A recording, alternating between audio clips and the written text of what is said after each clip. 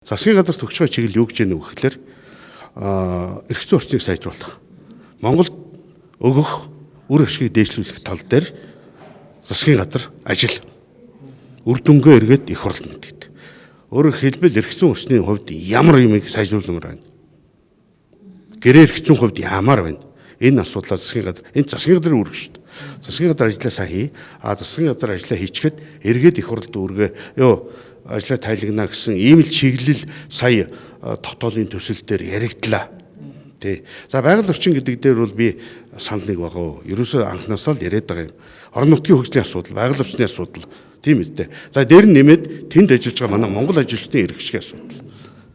Тэнд ажиллаж байгаа Монгол ажилчдын эрх ашиг үндсэндээ тэнд хөндөгдөж байгаа шүү дээ. Энэ дээр нэг зарчим байх ёстой гэж бододгийн. Дэлхийн өндөр хөгжилтэй улс орнуудад явагдаж байгаа ийм уул уурхайн үйл ажиллагаанд ажиллаж байгаа ажилчдтай ижил төвшөнд манай ажилчид ажиллах ёстой.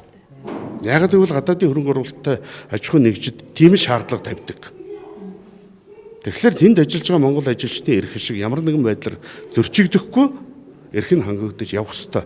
Энэ асуудал өнөөдөр төдийлөн бас хангагдахгүй яваад байгаа юм.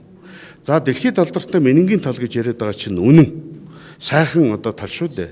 Би тэр менингийн талд анх сургууль төгсөөд заставын дараагаар орлогчоор томилогдож очиод заставын дарга болтлоо дэвшээд ажиллаж байсан хүн. Намайг тэнд ажиллаж байхад менингийн тал цагаан дээр чон хилчин урвал байсан. Би тэрийг залуу наснда үзэд туулж өнгөрүүлсэн хүн.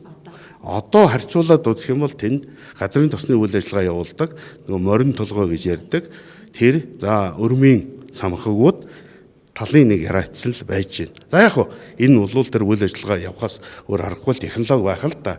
Тэрнээс ямар нэгэн өөр технологиор үйлдвэрлэх, олзуурлах ийм технологи одоогор гараагүй л байгаа бах.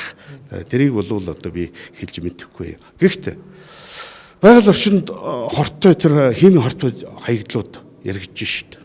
Тийм учраас энэ байгаль орчны үнэлгээ хийх асуудал, байгаль орчны шалгалт хийх асуудал, шалгалтаар ностой үр дагавар гарах юм бол хууль хяналтын байгууллага шилжүүлэх асуудал эдгээрийг л бүгдийн л хөндөд тавилаа.